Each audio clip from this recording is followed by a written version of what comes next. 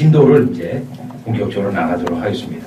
여러분 이제 전번연을 이해할 때 보통 전반부와 후반부가 있는데 전체 큰 그림은 이렇게 되어 있습니다. 사실은 아까 앞에 말씀드린 것처럼 아버지의 선택이 있고 그리스도께서 구속의 사역이 있었죠. 자, 이 부분은 이제 역사 속에서 일어난 거예요.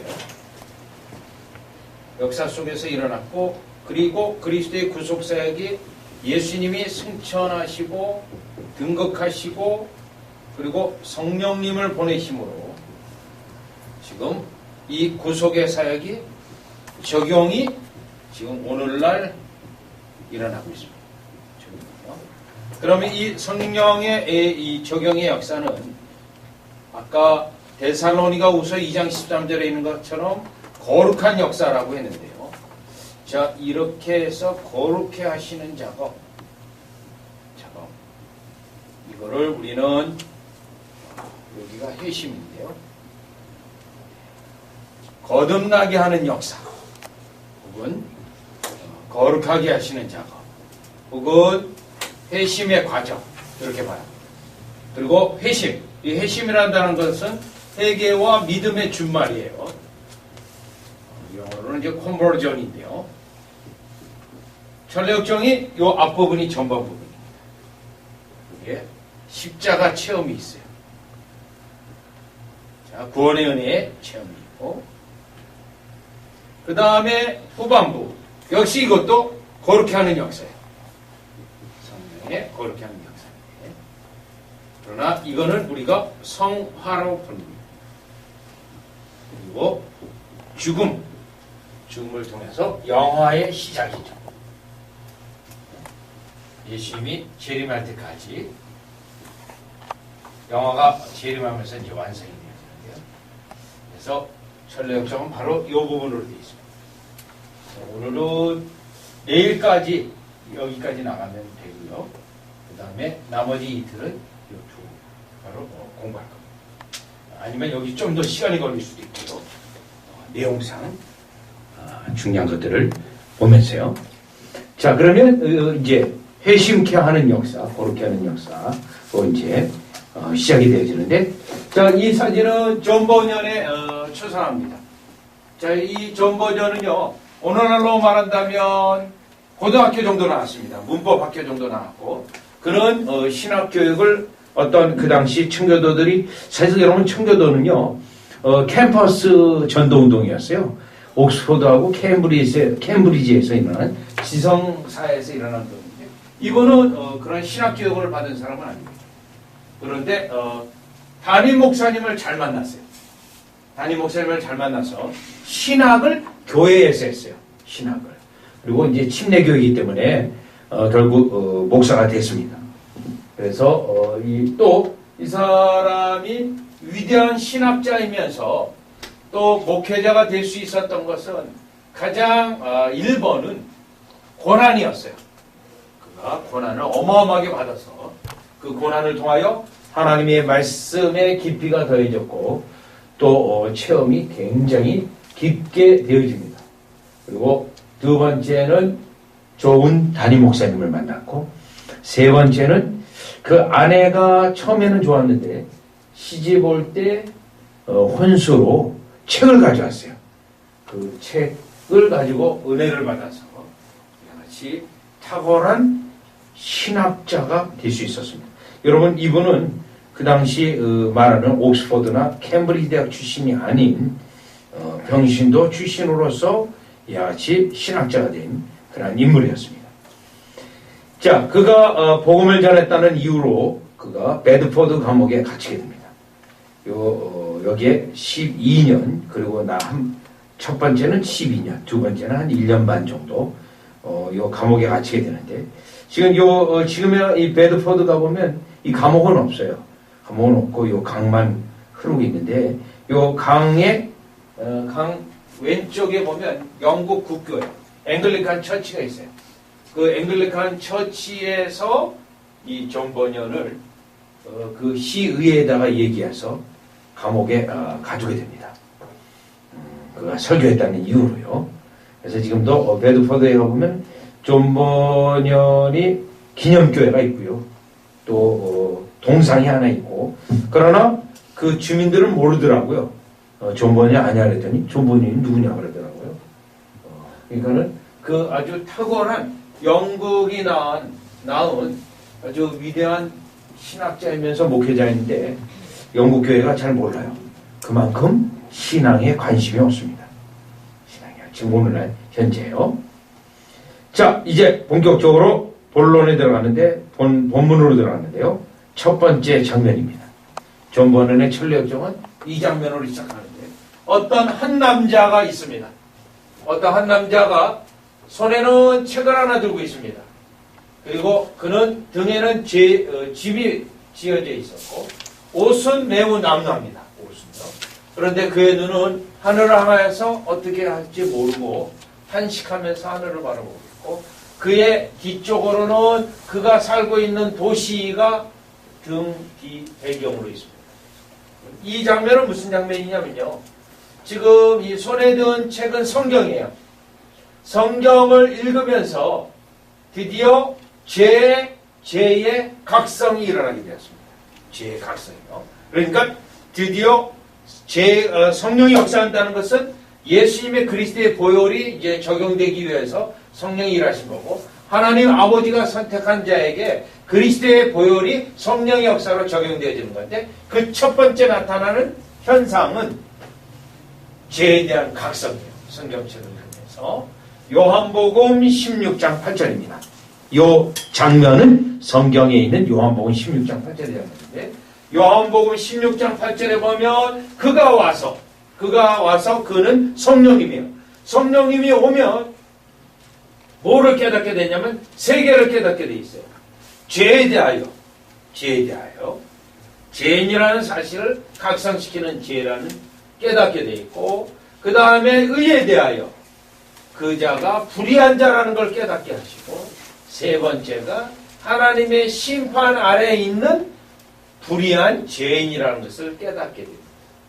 이 장면이 바로 성령께서 드디어 신학적으로 말한다면 유효한 부르심을 시작하는 겁니다. 구원의 은혜를 적용을 시작한다. 그래서 유효한 구원이 실제화되도록이죠.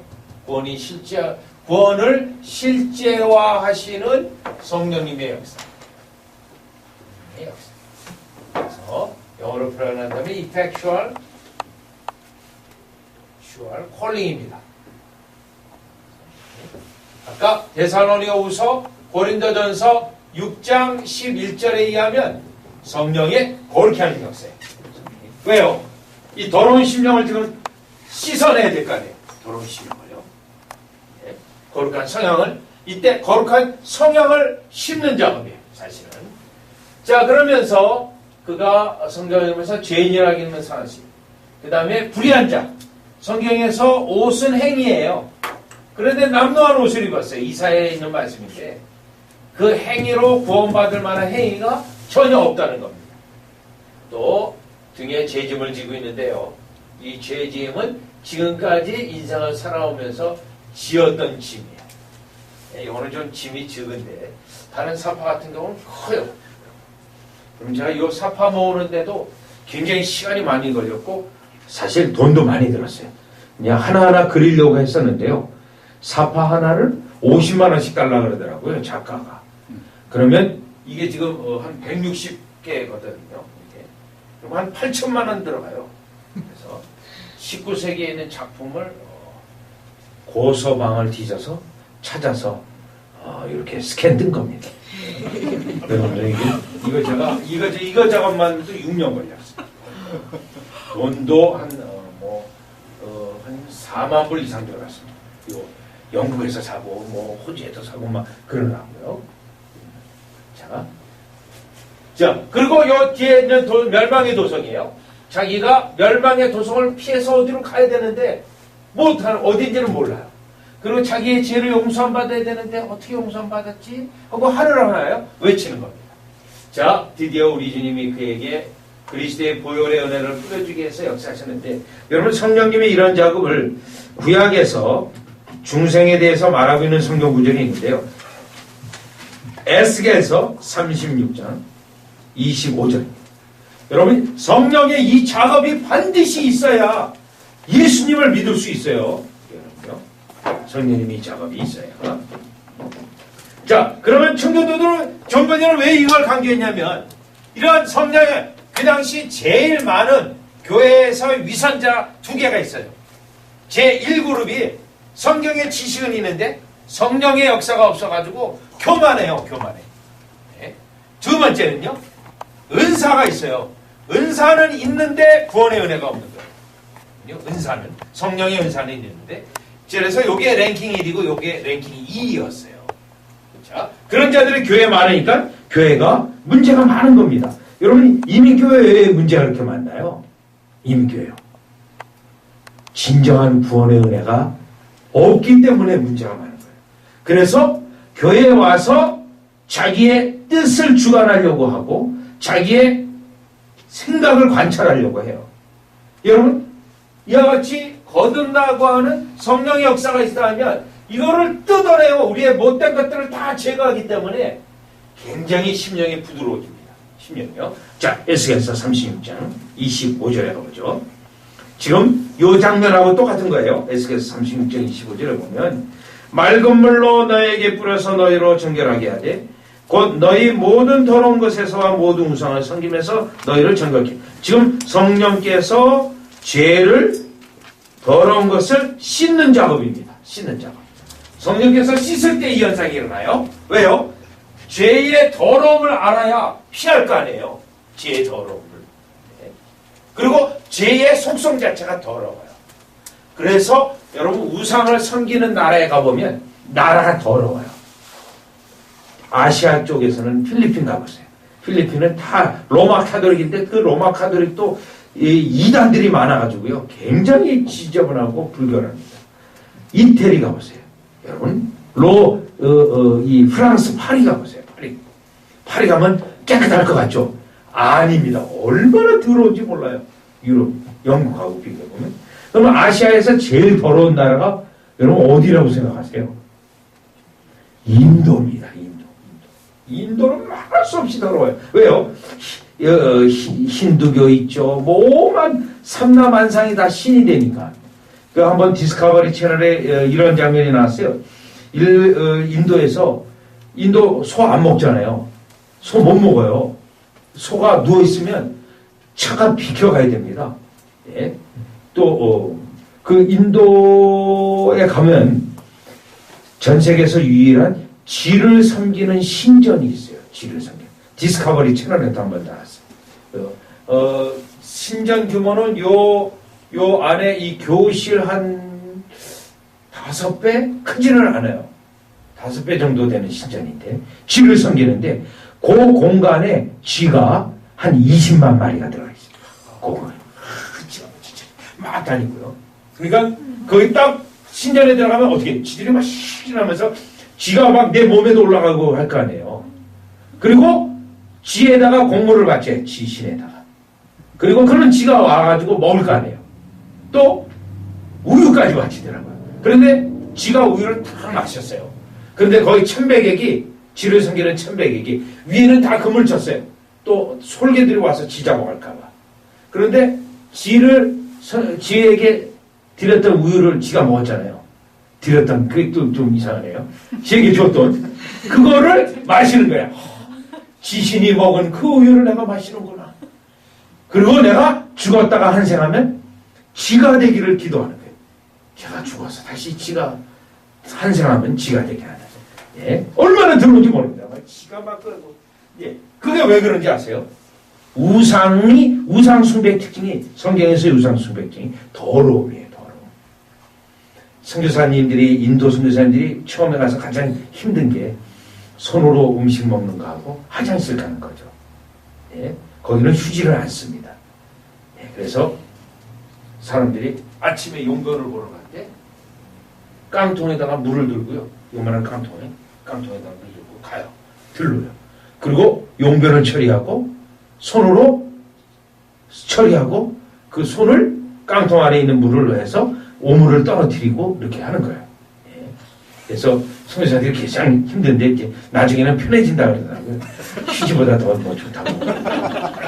그런데 그 용변을 안 덮어요. 안 덮어. 그래도 인도 자체가 건조하기 때문에요.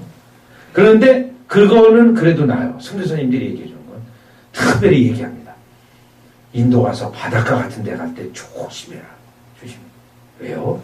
그렇게 용변을 막 아무데나 다 뿌려놨기 때문에 또 건조하기 때문에 바람이라도 오늘 이 밴쿠버처럼 바람이라도 불면 그냥 그 똥가루, 변가루가 그냥 슉 들어가지고 내 몸에 들어온다는 거예요.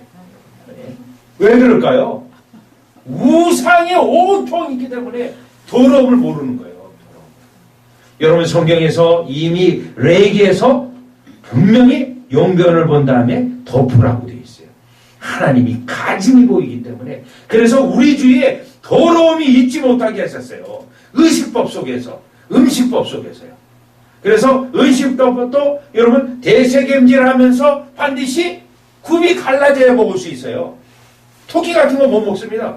둘 중에 요건이 하나 충족이 안 되어져서 이게 다 정결법, 의식법, 거루 다 같이 가는 거거든요.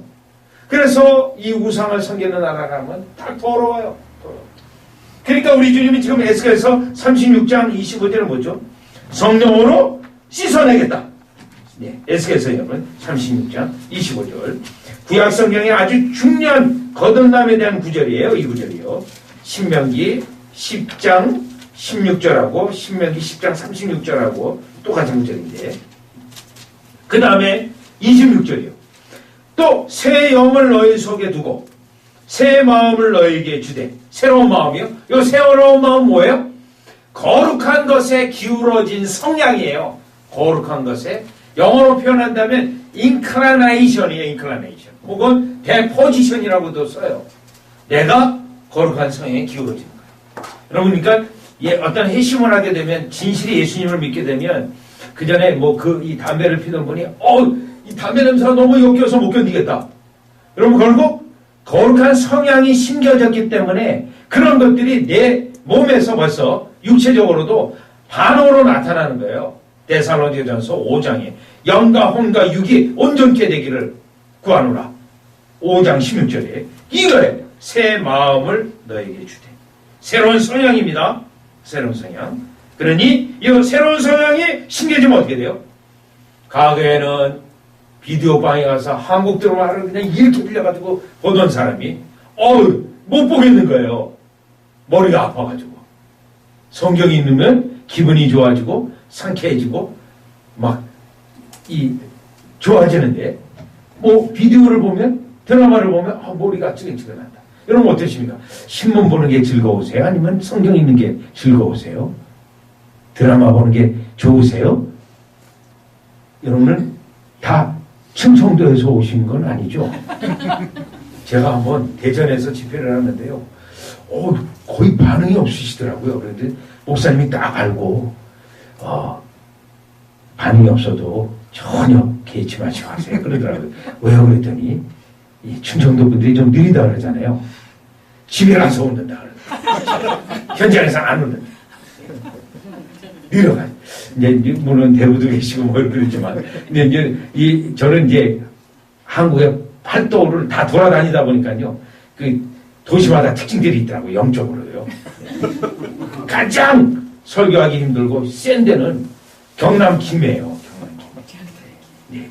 그 한국에서 복음화 비율이 제일 낮은 지역.